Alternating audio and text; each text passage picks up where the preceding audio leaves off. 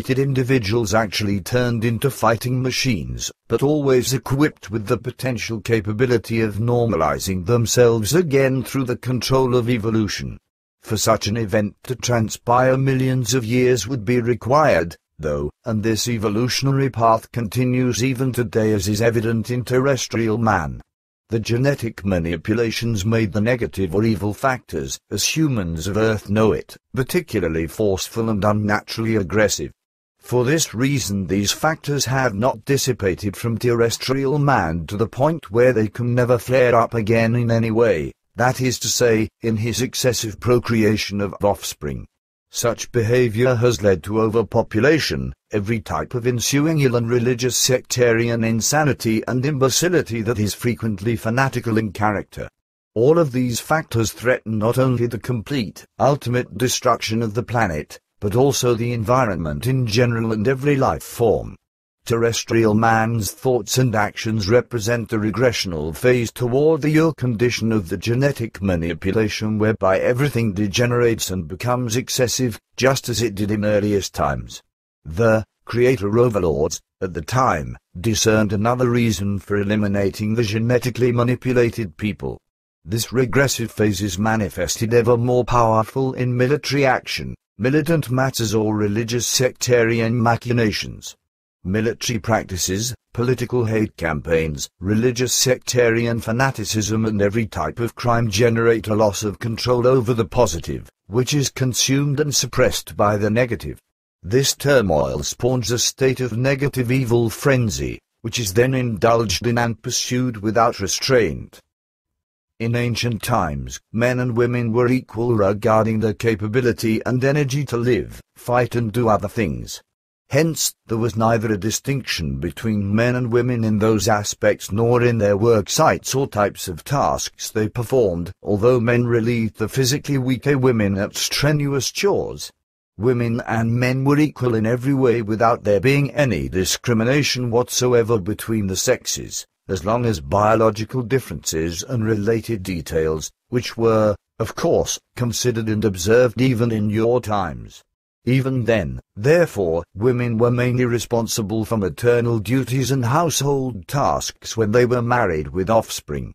If this did not apply, women performed the identical tasks as the men. Both women and men held government posts. Male staff members were incorporated into the team to the extent that men and women always governed in equal numbers and shouldered responsibilities together. Therefore neither one man nor one woman controlled the government. The people themselves possessed the right to speak up and join in the decision-making process for all the concerns, resolutions, edicts and laws, etc. As previously explained, the two planets Mars and Malona/Phaeton in the Sol system were suitable for habitation by the refugees, the genetically manipulated peoples. Planet Earth was still quite inhospitable at the time since its atmosphere was somewhat unhealthy for human life forms from the Sirius regions. Consequently, only those fallible, genetically manipulated individuals were deported to Earth who had aggressively and viciously risen against their own confederates. 5 remnant races fled to Mars from the Sirius regions, while 2 other races embarked in direction of the Sun on the opposite side of the galaxy, as explained previously. The 5 races fleeing to Mars and Malona/Phaeton were joined by 2 other Creator Overlord races. These 2 other races had not yet been genetically manipulated, of course, and had no changes made to them as. They were the benefactors who identified favorably with the genetically manipulated people, and they assisted them in their escape. Their origins are traced to 2 different overpopulated planets in the Sirius regions where everyone was prohibited from procreating. As a result, every child born was murdered and the offending parents were sterilized and banished. The exodus of the genetically manipulated refugees from the Sirius regions took place over an extended period of many thousands of years, and they were constantly hounded by their pursuers until they finally found an appropriate hideaway in the Sol system, far from their pursuers' reach and sight. A similar fate awaited the other 2 refugee groups who settled beyond in the galaxy. Indeed, both refugee groups experienced harassment during their many years of flight, which most of them spent in spaceships as they traveled through the galaxy. During their travels, revolutions and power struggles broke out, and, as a consequence, the genetically manipulated peoples lost not only all of their previously accumulated knowledge, but also the evidence of their ancestral heritage. Appalling dramas befell them and led to cannibalism throughout all of their spaceships. As a result, the ancestral indications of the genetically manipulated peoples, the future terrestrial humans, was lost.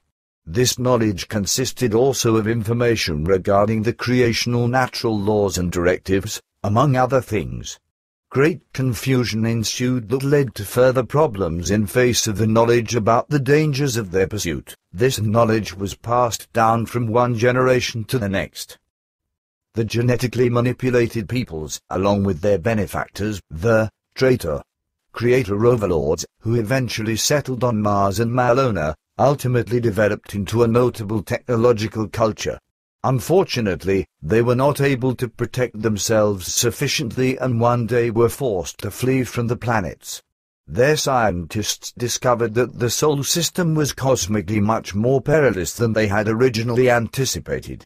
Many comets, roaming planets, meteors and other perils repeatedly endangered the two newly inhabited planets Mars and Malona/Phaeton. Several of these space intersectors plunged upon the planets, causing immense damage and taking numerous human lives.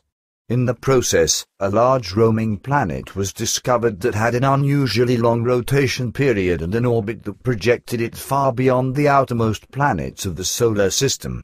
According to the astronomers' calculations, this large celestial body threatened to collide with the planet Mars, or to ravage it to a point where all planetary life, including all floral, faunal and human life, would be completely destroyed and annihilated in the wake of a near collision. The genetically manipulated people, or rather their distant descendants, made the decision to abandon their place of exile. Even these distant descendants were aware of their situation as one of exile, for they remained cognizant of the danger of being pursued, albeit in a much vaguer form. As a result, they were incapable of defining the origin of their peril any longer. The threatening wandering planet in the past, over a long period, had caused a great deal of destruction and wreaked great havoc in the Sol system. According to details formally presented by Sfath, this celestial body named the Destroyer had previously caused the most horrifying destruction on their home worlds in days gone by, before it streaked through space on its unpredictable course. The Destroyer ensconced itself in the Sol system where it also wreaked much havoc. Over time it decreased its orbiting period to an average of 575.5 years, however the Pleiadians/Plejarens have since increased this interval again. As a result, the Destroyer will again appear in the Sol system in about 1180 years. The Pleiadians/Plejarens were unable to completely knock the planet off course, as they had planned. Nonetheless, they did change the Destroyer's orbiting period and rotation time in such a way that it presents no longer any danger, at least for the time being. Normally, the planet would have returned in the year 2255 with devastating, destructive results. The High Council failed to give the Pleiadians/Plejarens permission to offset the wandering Destroyer's course by any other means or to destroy it, and it requested the Pleiadians/Plejarens refrain from doing so as the Destroyer's obliteration or a change of its course would have generated an even greater destruction and possibly even affected the Earth. As they completed the details for their emigration opportunities, a dispute again erupted among the distant descendants of the genetically altered people who had, of course, inherited the genetic manipulations from their ancestors. A decisive factor in the erupting disputes proved largely to come from the new teachings presented by the benefactors. The teachings stated that the benefactors were the creators of the genetically manipulated individuals, or, rather, their distant descendants, and that they, the creators, must be awarded absolute obedience and worship. Most benefactors claimed to be the highest exalted beings, the creators and makers.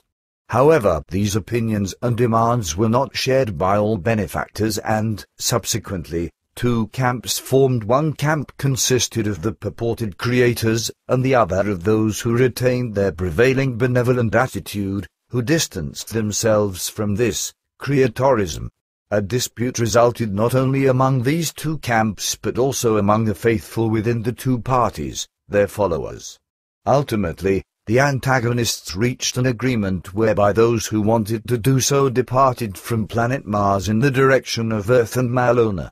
Subsequently, many people from both camps grouped together to emigrate jointly, some of whom traveled to the planet Malona/Phaeton and the others to Earth.